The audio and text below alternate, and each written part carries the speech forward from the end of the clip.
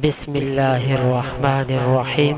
حضرت انس رضی اللہ تعالی عنہ سے مروی ہے، بے شک نبی کریم صلی اللہ علیہ وسلم ایسے لوگوں کے پاس سے گزرے جو پتھر اٹھا رہے تھے۔ آپ علیہ الصلوۃ والسلام نے فرمایا، یہ لوگ کیا کرتے ہیں؟ لوگوں نے کہا، وہ اپنے جسموں کو مضبوط کرنے کے لیے پتھر اٹھاتے ہیں۔ نبی کریم صلی اللہ علیہ وسلم نے کہا، کیا میں تمہیں ایسا شخص نہ بتاؤں جو اس سے بھی زیادہ مضبوط ہے؟ وہ شخص جو غصے کے وقت اپنے نفس پر کنٹرول رکھتا ہے۔ اور ایک روایت میں ہے کہ نبی کریم صلی اللہ علیہ وسلم ایسے لوگوں کے پاس سے گزرے جو کشتی کر رہے تھے۔ آپ علیہ الصلوۃ والسلام نے فرمایا، یہ کیا ہے؟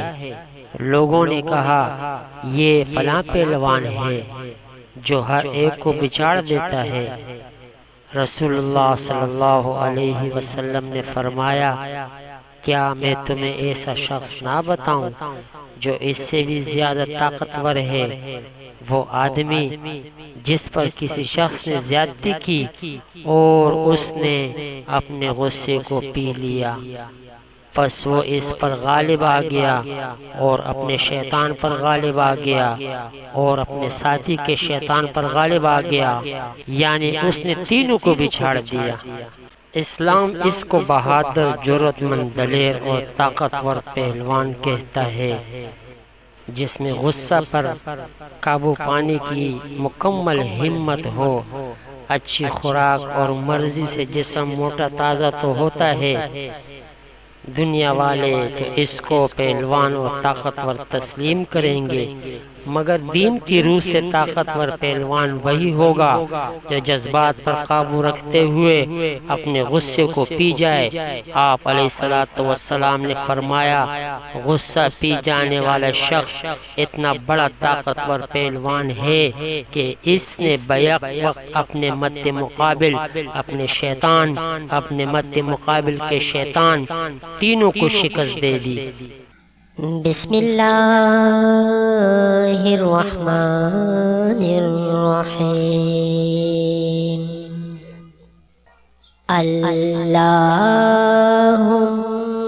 صلی علی محمد وعلی آل محمد كما صليت على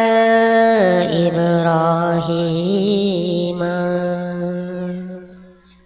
وعلى آل إبراهيم إنك حميد مجيد۔ اللهم بارك على محمد وعلى آل محمد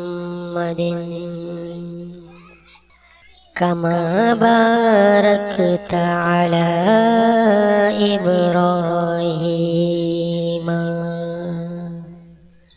وعلى آل إبراهيم